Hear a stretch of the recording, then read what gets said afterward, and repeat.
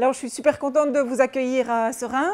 Merci aux organisateurs, à Pierre Sauveur, d'avoir dévié le groupe, ou une partie du groupe en tout cas, sur cette vallée sérésienne qui occupe depuis quelques années ma petite équipe et moi-même pour la mise en œuvre d'un plan de reconversion. Notre ville, c'est une petite ville. Alors, à l'échelle française, c'est petit par rapport à vos grandes villes, mais c'est gros par rapport à vos petites villes quand elles n'ont pas encore été fusionnées. C'est 65 000 habitants, donc ce n'est pas vraiment lourd, mais à l'échelle de la région wallonne, ça constitue véritablement un statut de grande ville, avec d'ailleurs accès à certains financements, dont la mise en œuvre du master plan, j'y reviendrai. À l'époque, et je vais vous montrer quelques photos historiques, notre ville, et certains d'entre vous sont urbanistes, n'existait pas. Et, enfin si, j'ai pas peur de dire que c'est une ville qui n'existait pas, dans la mesure où c'était un petit château de villégiature et quelques maisons plutôt d'exploitation fermière, point. Sauf que dans le sol, on a trouvé des choses très très intéressantes, et puis que le génie industriel a décidé d'exploiter les ressources, et puis tout ce dont on pouvait tirer profit de ces ressources. Et donc on s'est mis depuis 250 ans à fabriquer de l'acier sur le territoire de Seraing. Et le petit nom de scène de Seraing, d'ailleurs, c'est la Cité du Fer. Vous retiendrez ça. Et donc, pourquoi j'insiste sur le fait que notre ville n'existait pas il y a 200 ans d'ici? Parce qu'elle s'est structurée, du coup, avec des standards qui ne sont pas ceux habituels des villes, avec un cœur moyenâgeux, puis qui s'étoffe progressivement. Nous, très clairement, la construction de la ville, c'est l'industrie, les besoins de l'industrie, les besoins en main-d'œuvre pour cette industrie, les connexions qui sont nécessaires de site à site industriel et, accessoirement, une ville. Donc, il y a une promiscuité, je vais vous montrer quelques photos aussi aériennes entre l'habitat et l'industrie, qui est assez typique, ou plutôt atypique, d'une structure urbaine. On rencontre ça un peu à Charleroi aussi, c'est une autre grande ville de la région wallonne. Mais par contre, si je me compare à des sites français d'exploitation sidérurgique comme Uckange, où la ville est à côté. Nous, la ville est dedans, puis l'industrie est un peu par là, donc il y a vraiment une promiscuité qui est très intéressante à étudier et qui offre aussi plein d'opportunités. Vous allez le comprendre, Pierre pourra le confirmer, je suis plutôt du genre positif. Donc on hérite d'une histoire invraisemblable en matière d'infrastructures, de superstructures, de pollution des sols. Mais à côté de ça, on a des cadeaux terribles avec des bâtiments à réaffecter, avec une manière de travailler qui est aussi très intéressante à connaître et après à exploiter. Alors, il y a plus ou moins 20 ans, voilà qui ne nous rajeunit pas, ArcelorMittal, c'est le grand industriel qui exploite après toute une série de fusions. D'ailleurs, on était un peu français à une époque. Usinor avait les sites sidérurgiques du territoire sérésien.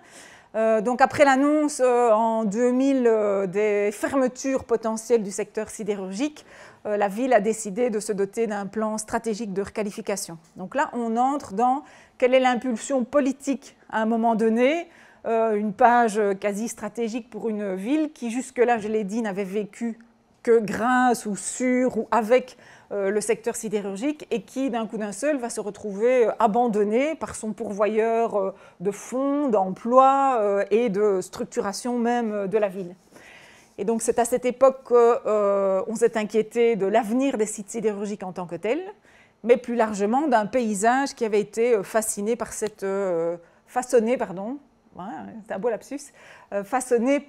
activité sidérurgique. Et donc, nous avons fait appel à un consortium de compétences pour mettre en œuvre cette vision stratégique. Bon, bien sûr, le consortium de compétences était emmené par des urbanistes, des architectes, à tout seigneur, tout honneur. Mais à l'époque, et c'était un peu novateur, je vous parle de ça il y a une vingtaine d'années, il y avait aussi dans cette équipe qui devait nous aider à réfléchir des environnementalistes. Parce que je l'ai dit, le sol n'est pas tout propre, donc on ne peut pas rêver de ce qu'on veut partout. Il faut tenir compte aussi de ce qui se passe en sous-sol et de ce qui est soutenable d'un point de vue reconversion. On a travaillé aussi avec des économistes parce que vous allez toucher à un moment donné à la chose publique. Les industries sur un territoire, ça rapporte aux finances communales, en taxes. Enfin, c'est la même chose en France, elles ne portent pas le même nom, mais le principe, c'est quand même le même. Et aussi, elle crée de la valeur pour les habitants, pour les commerçants autour. Donc, quand le robinet se ferme, il y a un impact, in fine, sur les finances communales. Et dans le consortium, on avait demandé à ce que le plan stratégique vise des secteurs ou des affectations qui compenseraient progressivement les pertes qui allaient être enregistrées d'un point de vue municipal. C'était très novateur à l'époque, aujourd'hui ça paraît bateau, mais on a essayé des choses formidables. C'est une compétence liée à la dynamique participative. Donc, le master plan il a été adopté en 2006, vous n'étiez quasi peut-être pas né. Eh bien, on a travaillé beaucoup la structuration de ce plan avec les habitants et les usagers du territoire. Bon, c'est une porte ouverte aujourd'hui, mais là, on l'a poussé presque de manière novatrice en région wallonne, ça c'est sûr, d'avoir des week-ends durant, en plusieurs phases, macro et puis micro, travailler avec des habitants, des commerçants, des entreprises qui fréquentent le territoire, qui le connaissent, qui font émerger des idées et des réactions aux propositions des urbanistes. Et pour les urbanistes, c'est un peu nouveau aussi de travailler comme ça. Et on a vu sortir de ces ateliers une véritable intelligence territoriale et collective. Et ça, moi, je reste convaincue que, bien sûr, il y a les professionnels de la chose, que vous êtes, que vous serez, mais il y a aussi les habitants, les fréquentants d'un territoire qui sont aussi très, très intelligents et très contributifs à des dynamiques de construction, même à long terme finalement, puisque le master plan adopté en 2006, il continue à donner ses effets, ses chantiers, et ce sera encore le cas pour une dizaine d'années, à mon sens. Quand on donne bien les règles du jeu dès le départ, les professionnels ont des raisons techniques objectives de prendre certaines décisions. Quand on écoute par ailleurs les apports de la population, des usagers, et qu'on fait dialoguer ces sphères qui a priori ne se parlaient à l'époque pas du tout, ou très très peu, on arrive à des choses qui sont mieux construites et qui durent mieux dans le temps. Et ça, c'est une démonstration qu'on peut faire ici.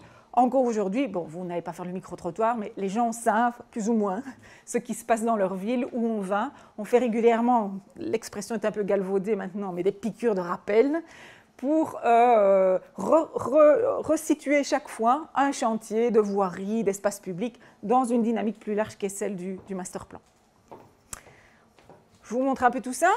En photo, c'est gai aussi de comprendre ce que j'essaye de vous expliquer sur la zone qui est notre zone de réflexion, la vallée cérésienne. Donc vous êtes arrivés, je n'ai pas de pointeur, mais plus ou moins dans l'axe entre le Haut-Fourneau-6 et la Coquerie. J'ai entendu quelqu'un qui disait « Ah, c'est bizarre, la gare est un peu reculée ». En fait, c'est aussi un cadeau de l'histoire, c'est que la gare, elle desservait les sites sidérurgiques. Et c'est pour ça aussi que la voie de chemin de fer est à cet endroit-là et que vous avez eu la chance de traverser le site du Haut-Fourneau B. Vous êtes passé en dessous, à un moment donné, il faisait noir dans le train. Oui, enfin, il y avait des lumières, mais vous étiez sous un Haut-Fourneau à ce moment-là. Vous y ferez plus attention en repartant. C'était le Haut-Fourneau B, donc celui qui est plutôt du côté de Liège. Et donc, on voit ici ces sites sidérurgiques qui sont vraiment au cœur d'un tissu urbain. On le voit ici autour, on est bien mis. Qui constitue 130 hectares de friches potentielles, c'est quand même pas anodin dans un territoire urbain, et autour de ça, un périmètre qui historiquement était lié, je l'ai dit, à ces activités sidérurgiques. Donc on a imaginé, avec des professionnels, les habitants, les usagers, un master plan sur ces fameux 800 hectares. On a en parallèle diagnostiqué ce territoire, et on se rend compte que enfin, c'est un peu ce qu'on se disait en marchant.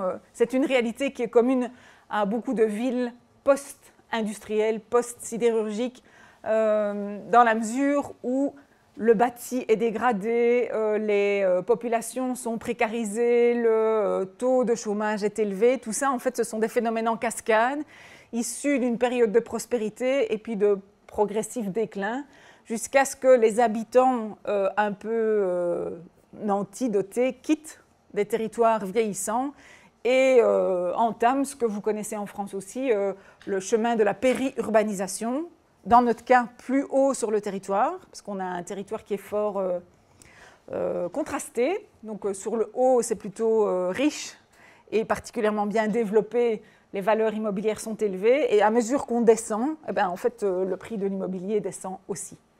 Donc progressivement, les quartiers se vident, voit arriver une population qui n'a d'autre choix que d'habiter dans ces bâtis plutôt dégradés, et c'est une spirale en fait très négative, jusqu'à ce qu'on fasse le constat, on l'avait fait à l'époque du master plan, jusqu'à ce que cette zone, bien que large sur le territoire, bien que comprenant les outils sidérurgiques sur lesquels on percevait des taxes, eh bien, ce territoire coûtait plus à la ville que ce qu'il ne rapportait. Et avoir en tête, en fait, ces mécanismes, ce n'est pas pour stigmatiser ce qui se passe, c'est au moins pour mettre le doigt là où il faut agir. Et les requalifications urbaines, elles ne sont jamais que de l'urbanisme ou jamais que de l'architecture, c'est un tout, en fait. Faire de l'urbanisme ou de l'architecture juste pour le plaisir, ça n'a pas de sens, il faut que ça poursuive un dessin plus important. Et nous, on a des méta-objectifs dans cette requalification, c'est de la qualité de vie pour les habitants aujourd'hui. Donc, nos clients, on veut les fidéliser. On veut rendre notre territoire davantage attractif pour de nouveaux habitants. On veut ramener des entreprises sur le territoire et donc on n'a pas du tout peur qu'à la place d'un haut fourneau arrivent de nouvelles activités. Bien sûr, ce ne sera plus jamais une coquerie qui crache de la fumée, et ainsi de suite. Mais en tout cas, on va garder des hectares et des hectares économiques. Et puis, in fine, on doit rééquilibrer les finances communales. Donc, il y a des méta-objectifs qui se déclinent après dans un plan d'urbanisme, puis dans des zones prioritaires, jusqu'à aller dans de l'architecture, des projets participatifs. Donc, c'est un entonnoir, ou enfin, en tout cas, un phénomène qui monte et qui descend. Je voudrais vous montrer en survol où on est, où on était, les phases par lesquelles on est passé, et puis où on va progressivement pour ce quartier-ci et pour le quartier où on fait arrêt avec le train dans 1 heure. Je le disais, après, après cette vision macro sur les 800 hectares, on a décliné ça en priorité. Et puis, on est rentré dans des zones dites prioritaires et des chantiers prioritaires. Peut-être c'est l'occasion de vous dire ce qu'est notre structure, parce que c'est un outil qui n'existe pas tel quel dans les modèles français, et vous en avez beaucoup. Mais plutôt, c'est à rapprocher, par exemple, d'une société d'économie mixte, une SEM, qui est dédicacée à un groupement de communes ou à un développement de projet. C'est un peu cette logique-là. On est d'initiative publique. Dans notre conseil d'administration, on a des membres privés. En termes de capitalisation, nous, c'est plutôt des fonds publics parce qu'on a beaucoup de missions publiques. Et nous-mêmes, on génère des petites opérations qui entraînent des fonds propres, mais à la limite, c'est un peu dérisoire. On est là pour l'instant. Vous voyez, on voit quand je pointe. Oui. Donc, on est dans ce bâtiment-ci. Quelqu'un peut faire un petit coucou par la fenêtre, voilà, on est là. Et on voit à quel point, en fait, la proximité, la promiscuité que j'évoquais tout à l'heure entre l'industrie et l'habitat est une réalité encore aujourd'hui, bien que des opérations aient déjà été effectuées. Alors, j'aime bien vous montrer Seraing dans toute sa splendeur industrielle, à gauche. Donc là, on est au début 1900. Et on voit que c'est un tissu de petites et moyennes entreprises, ça crachote de partout, il y a des petits ateliers de métallurgie, de sidérurgie, et on voit ça et là des habitations. Donc c'est d'abord l'industrie, et puis des quartiers qui se structurent et se déstructurent au fur et à mesure. Ici, c'est une photo qui date des années 50, et je vous invite à garder peut-être en point de repère, ici le château, qui est le château historique dont je vous parlais, le début de Seraing, avant l'industrie, il y avait un château de ferme, voilà, c'est le château historique, qu'on retrouve ici, dans les années 50, avec cette dichotomie entre un front industriel hyper dense, hyper productif et un peu polluant aussi, et puis un front davantage urbain. Après, au début du master plan, on est ici. Bonjour Alexandra, ma collègue. Bonjour. On voit peut-être en zoom un peu plus juste la rue Cockerill qui fait frontière entre le tissu urbain et les activités industrielles. Et c'est à cette époque, en fait, que ArcelorMittal l'a dit, voilà, c'est fini, je vous quitte, il n'y a plus rien entre nous, blablabla. Et donc, là, nous, on était dans la dynamique de requalification et on sentait déjà bien que reprendre sur le front, entre guillemets, industriel pour donner plus de confort à l'urbain, plus de diversité à l'urbain, c'était intéressant. C'était un des éléments structurants du master plan de l'époque, c'est de créer un axe nord-sud qui, de part et d'autre, donne des rives urbaines, alors que jusque-là, c'était d'un côté l'industrie et de l'autre côté la ville. Un autre effet du diagnostic master plan et du dialogue avec les habitants, c'était le constat que la vallée cérésienne est extrêmement minérale, au propre et au figuré d'ailleurs, et que les habitants de cette vallée cérésienne, je vous le pointais tout à l'heure, on parle quand même de 15 000 habitants, étaient en demande d'espace vert. C'est légitime. Et donc, une des démarches issues du master plan, c'est de réouvrir de donner accès ou le regard à des zones vertes existantes, je pense ici au parc du château, ou de créer carrément en cœur d'îlot des espaces dédicacés à des parcs plus urbains et plus petits au cœur des quartiers. Un autre pilier du master plan, c'est peut-être celui auquel je tiens le plus, mais bon, il y en a plein d'autres, c'est la mémoire industrielle de nos bâtiments comme structurant notre conversion. Donc le principe du master plan, je ne l'ai pas montré, on peut y revenir, c'est que quelques bâtiments ont été diagnostiqués, non pas pour leur valeur patrimoniale au sens patrimoine classé, mais bien parce qu'ils sont significatifs de l'exploitation qui s'y est réalisée et parce que aussi, et ça me paraît important, ils ont un potentiel de reconversion. Donc un usage autre après leur vie industrielle. Ce qui n'est pas le cas par exemple d'un haut fourneau. Un haut fourneau, c'est un haut fourneau et ça reste qu'un haut fourneau. C'est difficile de faire une bibliothèque à l'intérieur parce que c'est un outil, en fait, ce n'est pas un bâtiment.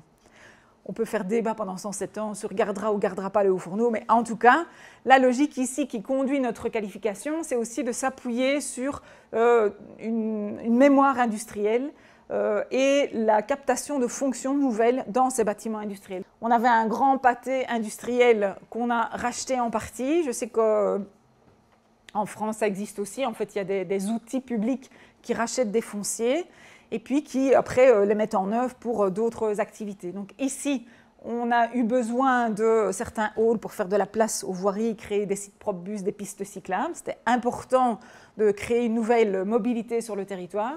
Et puis, par ailleurs, de conserver des halles qui ont un avenir tout prochain dans le cadre d'un projet qu'on avait imaginé mixte. Donc, j'ai un petit peu tourné là. Hein. Vous voyez toujours où je suis, le château est là. Et ici, c'est le projet Gastronomia, qui a nécessité, je l'ai dit, qu'on démolisse, qu'on assainisse. Et voilà donc la destination des halles historiques de John Cockerill. Pour les Français que vous êtes, c'est assez gai de vous dire que c'est dans ces halles qu'on a fondu le lion de Waterloo. On a aussi fait des éléments du moteur du paquebot France. Ça vous parle aussi? Non, pas du tout.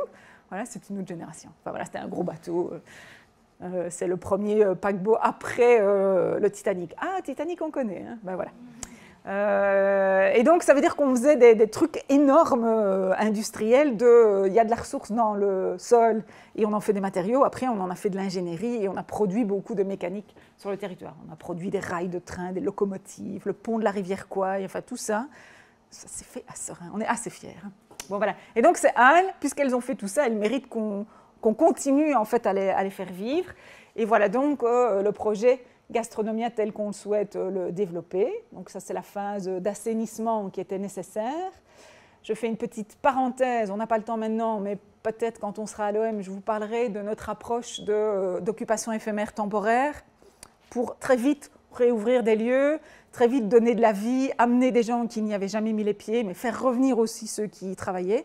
Ça, c'est une action, enfin, on a créé un festival qui s'appelle Usine, qui, depuis 4 ans, a lieu dans la halle industrielle ici en face, mais c'est un festival nomade, et donc, une fois que la halle sera en chantier, on l'implantera ailleurs pour continuer, en fait, cette dynamique éphémère, mais qui sème déjà des petites graines. Voilà le projet mixte tel qu'il a été remporté, puisque, en termes de procédure, il y a peut-être un intérêt de votre part, mais il y a tout ce qui est investissement public. Là, notre job, c'est de capter des fonds. J'ai fait une digression tout à l'heure, hein. J'ai essayé de vous expliquer ce que c'est la régie. La régie, c'est comme une société d'économie mixte qui a pour mission de mettre en œuvre le master plan et notamment de trouver des sous pour le faire. La boucle est rebouclée. Et donc, le job d'Erigen, c'est de capter des fonds européens pour faire des routes, des places, des fonds régionaux pour faire des bâtiments, enfin celui-ci, le parc ici derrière. Mais c'est aussi d'attirer en fait des investisseurs privés à enclencher après l'investissement public. Malheureusement, c'est toujours dans ce sens-là. C'est d'abord le public qui crée toute une série de conditions et puis l'opérateur privé qui se déploie. Et là, en fait, on a fait un appel, un marché public à promoteurs en lui tapant toute une série de conditions de conservation des halles industrielles, de réimplantation, tout ce que j'évoquais, qu'on subsidie quand même par ailleurs. Donc ça veut dire qu'il faut vraiment mettre beaucoup d'argent public pour avoir ce qu'on veut in fine et tenir bon dans la négociation avec ce partenaire privé. Donc qui déploie là, tel qu'on le souhaitait, la requalification de la halle avec un espèce de marché couvert food court et puis ici des logements et des raies commerciaux. la halle telle qu'elle est aujourd'hui, juste ici en face, et puis telle qu'elle sera. On conserve toute la structure industrielle un peu brute, les hauteurs sous plafond. On travaille plutôt les effets mezzanine parce qu'il y en a déjà une ici. Et on est sur du temporaire et du permanent dans cette halle qui va continuer à vivre aussi sa surlargeur par des marchés ou des animations particulières. Donc voilà où on en est en entrée de ville. Le permis, parce qu'il y a tout ça aussi, le permis a été obtenu le 27 octobre dernier, c'est du tout frais, et donc le chantier commencera début de l'année prochaine. C'est la dernière pièce du puzzle de l'entrée de ville telle que je vous l'ai décrite. Alors après, en fait, s'attarder peut-être 2 secondes sur la ligne 125A. C'est la ligne que vous avez empruntée, elle s'appelle plus 125A, ça c'est son nom technique. C'est la S42 que vous avez pris. Voilà. C'est une ligne qui était mixte jusqu'en 1976 et qui transportait tant des marchandises que des voyageurs. Puis, à cette époque, les transports publics ont considéré que les gens ne prenaient plus le train, ne prenaient plus que leur voiture individuellement. C'est marrant, hein, comme l'histoire repasse les plats. Et la ligne n'est restée qu'industrielle, donc avec du transport de bobines, beaucoup de choses en lien avec le secteur sidérurgique. Mais lors des ateliers urbains, dans le cadre de la construction du master plan, beaucoup d'anciens et de moins anciens d'ailleurs ont fait le témoignage de l'usage de cette ligne à des fins urbaines et ont appelé les urbanistes à s'intéresser à cette ligne en disant mais enfin, là, il y avait quelque chose, pourquoi on ne repart pas de ce déjà-là? Et c'est encouragé par cette dynamique que c'est devenu aussi un élément structurant de notre requalification. Et donc, il aura fallu 10 ans. Je ne sais pas si SNCB, SNCF, même combat, mais en tout cas, SNCB, c'est lent. Et donc, il aura fallu 10 ans pour réouvrir 2 gares. Les 2 gares que vous avez, enfin, Serein et Ougré. La 3e est en préparation. Il faudra peut-être encore 10 ans aussi pour réouvrir une gare à la hauteur du Val-Saint-Lambert.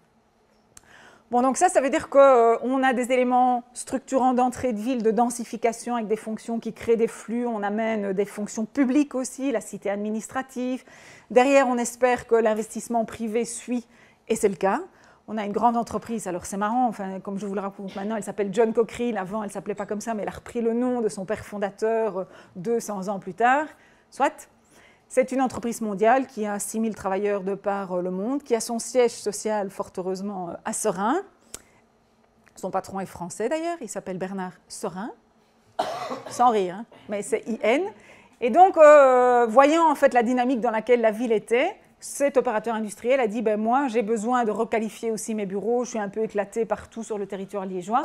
Je consolide ma présence, je suis déjà dans le château, puisque le château appartient à l'entreprise. » Et ils ont créé derrière l'orangerie, on la regardera en sortant, c'est un bâtiment avec une belle petite performance architecturale et d'ingénieur. Donc ça veut dire qu'on peut faire la démonstration que de l'investissement public d'abord, une vision stratégique globale, puis de l'investissement public peut entraîner derrière des actions du privé à des fins purement personnelles, entre guillemets. Ce sont les besoins de l'entreprise qui sont couverts là. Il y a 600 ingénieurs qui travaillent ici à côté. Peut-être qu'un jour, ce sera l'un d'entre vous. Et puis, derrière, des opérateurs privés qui, eux, vont entraîner une machine de création de logements, d'espaces commerciaux et ainsi de suite. Donc, jusqu'ici, la stratégie a l'air de porter ses fruits, mais c'est lent. Hein? On a vieilli depuis, mais c'est lent. Alors, on prend le train. Vous allez reprendre le train ici à la gare de Serein. Vous allez longer l'ancien site de la Coquerie. Ça fait partie du processus sidérurgique. Et vous descendrez du train ici, à la hauteur d'Ougré. Et ensemble, on avancera dans la bien nommée rue de la Gare. Ça dit aussi toute l'histoire des lieux. Et donc, je voudrais vous montrer, en fait, parce que là, il fera plus sombre, on aura moins de temps. Donc, je vais vous montrer un peu d'en haut ce autour de quoi on va plus ou moins tourner. Et puis, on s'attardera sur la salle de l'OM. Là, on aura un petit peu le temps de passer par là. La ligne 125A est ici. Donc, vous allez sortir de la gare. Vous voyez ma petite flèche? Oui. Hop, hop, hop. On voit à quel point la ligne industrielle est connectée à des sites économiques. C'est un sérieux atout. Quand je parlais tout à l'heure des cadeaux que nous laisse l'histoire, ben ça, c'en est un aussi.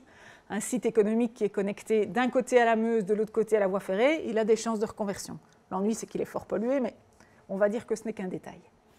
Et puis cette ligne se poursuit et s'arrête donc ici, à la hauteur de la rue de la Gare. On descendra par là, on ira voir le bâtiment de l'OM. À proximité, un énorme bâtiment, les ateliers centraux, qui avait une petite gommette rouge dans le cadre du master plan en disant « ça, il y a du potentiel de reconversion, ça témoignera d'une histoire, mais ça aura une vie après son usage industriel », la petite gare dont je vous parlais. Des éléments, Pierre s'en souviendra, issus du master plan, et puis les traductions qu'on en fait aujourd'hui, avec des concrétisations. J'avance un peu, voilà les ateliers centraux, c'est une belle bête quand même, hein. On parle de 4 hectares en milieu urbain, et si vous regardez, on voit que certaines maisons sont carrément collées à ce bâtiment industriel. Donc quand je vous parlais de promiscuité entre l'habitat et l'industrie, c'était comme ça, quoi, hein. Vas-y que je te joue un peu des coudes, j'ai besoin de place pour ceci, ma bande transporteuse, et je prends de la place sur la ville. Donc une stratégie d'ouverture, de requalification et de connexion à des outils de mobilité. Une petite vidéo. Voilà, hop, hop, hop, on a le vertige. Vous avez vos points de repère. Le standard, ça vous parle? Oui, le foot. Ben voilà. Voilà donc ces ateliers centraux qui sont maintenant propriété publique. Jusque-là, c'était une propriété ArcelorMittal. On les a rachetés. Et l'intervention vise à conserver par endroits. On doit à d'autres endroits, enfin voilà, c'est parfois un peu regrettable, mais c'est comme ça, il faut déconstruire parce que c'est trop pollué ou parce que c'est trop fragile. Et on fait en sorte, c'est le job du... c'est vous là, vous descendez. Bon, la passerelle, elle n'y est pas encore, vous marcherez à plein, mais l'idée, c'est ça. Le job autour des éléments structurants que se propose de mettre en place un pouvoir public, c'est ça aussi, c'est des mobilités, des outils de mobilité, ici la voie ferrée, une passerelle qui conduit au parc de Trasanster, un parking. Donc c'est créer un pôle avec de la disponibilité foncière autour. Et dans cette disponibilité, il faut dire ce qu'on veut. C'est aussi du rôle du public de poser l'ambition. Et là, sur le quartier d'entrée de ville dont on parle, on a bien compris école, fonction administrative, donc on est sur c'est notre city à nous. Et puis, sur la zone de Trasanster ou Grès, là où on va s'arrêter, là, le postulat, c'est la culture et la jeunesse. Donc, comment on fait évoluer un quartier avec ce qui est déjà là, du patrimoine, la salle de concert et ce bâtiment, et comment on amène des fonctions qui densifient le côté culturel et l'ouverture à la jeunesse. C'est le cas dans ce bâtiment. Donc on descendra là, mais à terme, partant de ces ateliers centraux, on crée une passerelle qui va conduire au parc de Trasanster qui est ici. C'est un parc qu'on a racheté aussi à Arcelor. Vous vous souvenez de les habitants sont en manque d'espace vert. Ça aussi, c'est une remise à disposition, une mise à disposition d'un espace public de qualité. Voilà la passerelle. Rapido, vous serez de Ougré à la gare des Guillemins et vous ne louperez donc pas votre bateau. Ça dit bien en fait à quel point on est très très proche et tout l'intérêt d'avoir des modes type réseau express, ça existe en France, hein, la REL. Et de l'autre côté, ça peut-être que vous en avez parlé, il y aura le tram.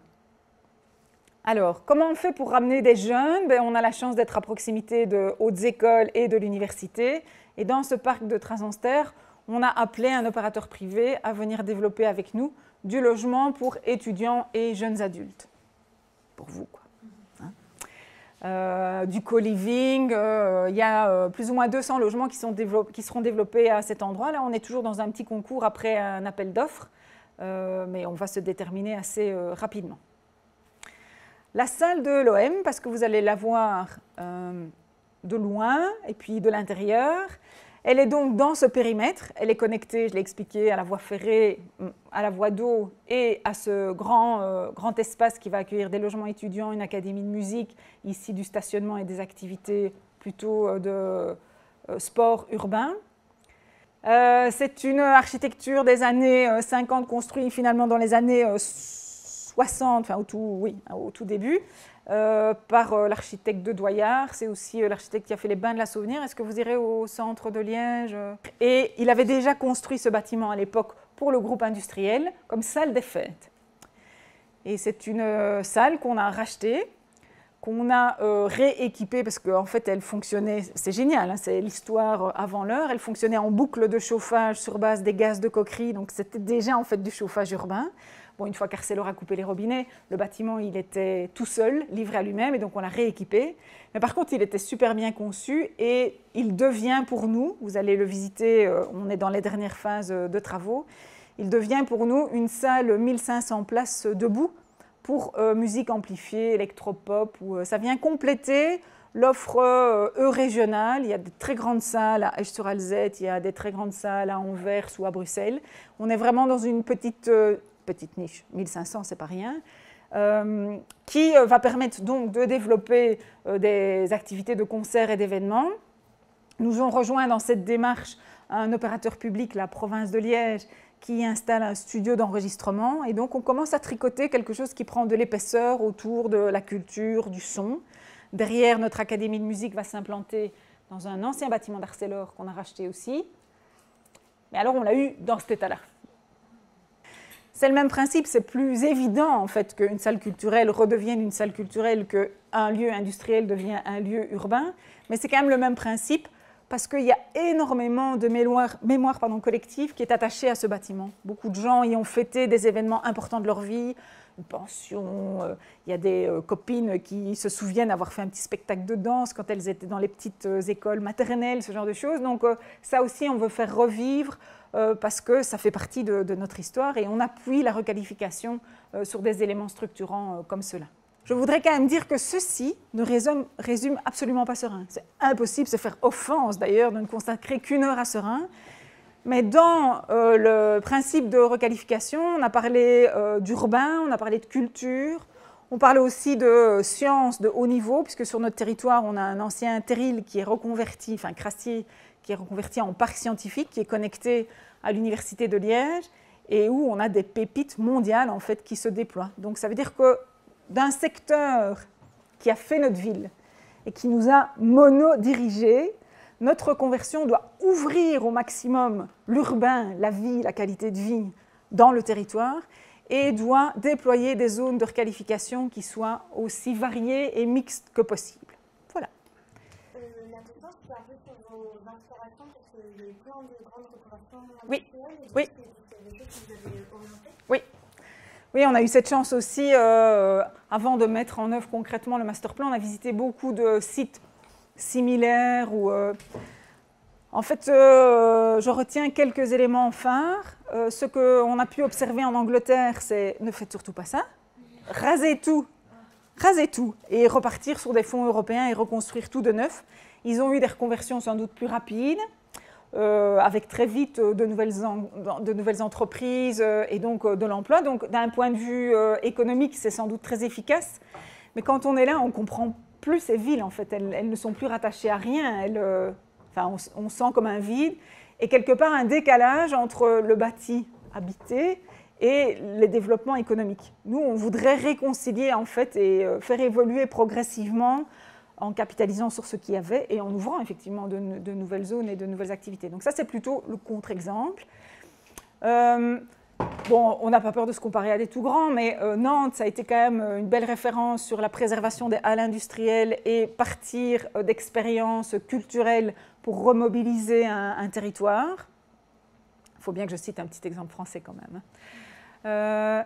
Un contre-exemple, mais qui est quand même très intéressant, c'est le site de Belleval, à Esch-sur-Alzette, donc c'est au Luxembourg, ça, je change encore de pays, où finalement, là, l'approche a été très conservatrice, ils ont classé le haut-fourneau, ils ont injecté énormément d'argent dans le haut-fourneau. Bon, on ne va pas se comparer d'un point de vue capacité financière, Luxembourg, Wallonie, on ne joue pas dans la même division, mais en tout cas, la conservation du haut-fourneau, l'investissement qui a été consenti a un coût énorme et qui doit être absorbé, qui peut l'être au Luxembourg par les développements immobiliers autour. Enfin, si vous allez là-bas ou si vous êtes allé là-bas, le haut-fourneau, je l'ai vu moi au moment du démantèlement du site, il respirait dans son contexte.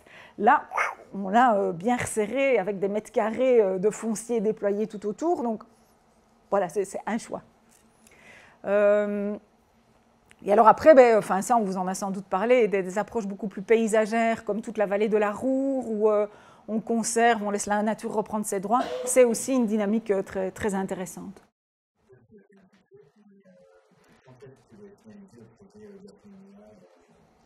Oui. Oui. Alors, on se donne rendez-vous pour un vin chaud en décembre 2023. Donc, c'est bien vite, hein, je veux dire, voilà. Là, ça va devenir la partie rapide. C'est un peu comme un iceberg, en fait. On se dit, ouais, enfin... ce qui est en dessous, c'est 10 ans de procédure, donc de négociation avec un industriel qui est vraiment pas sympa, c'est ArcelorMittal. Après, de conversion, c'est un système qui existe aussi en France. Hein. Il y a un plan de secteur, donc une cartographie du sol qui dit là, c'est de l'industrie. Nous, on veut venir avec d'autres fonctions, donc il faut l'outil juridique qui fait que d'un usage, on peut passer à un autre. Et la question de la dépollution qui est intervenue aussi. La responsabilité d'Arcelor, c'est combien? Oui, mais eux, ils ne dépolluent que pour remettre des industries. Il faut dépolluer plus pour remettre de l'habitat. Qui paye le delta? Et puis après, les procédures de captation de fonds pour les conservations patrimoniales et l'appel à l'opérateur privé. Donc, in fine, quand on dit le master plan a été adopté en 2006, il faut 15 ans pour que vraiment on soit dans les toutes dernières lignes de ce projet Gastronomia. J'ai la chance d'avoir dans mon équipe des marathoniens, mais qui ont aussi une capacité de sprinter par moment. Oui. C'est lent. C'est lent. Il faut être endurant. Voilà. Oui. Alors moi, je prends... Merci.